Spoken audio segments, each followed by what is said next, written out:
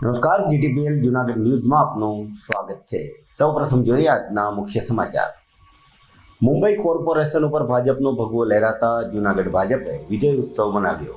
આઝાદ ચોકમાં ફટાકડા ફોડી મોં મીઠા કર્યા। મહાનગરપાલિકામાં વધુ એક કૌભાંડની બદબુ આવી। વોટરવર્ક્સ વિભાગના ઓડિટમાં અનેક ક્ષતિઓ આવી બહાર।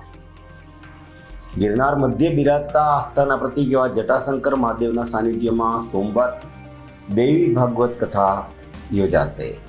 મંદિરના જીર્ણોદ્ધાર માટે ડૉક્ટર મહાદેવ પ્રસાદ મહેતા કથાનું રસપાન કરાવશે અને જંગલના રાજા રાણી વચ્ચે જંગ, સિંહ અને સિંહણ વચ્ચે યુદ્ધનો વિડીયો થયો વાયરલ। સમાચાર વિગતવાર જોઈએ તે પહેલાં લઈશું એક વિરામ।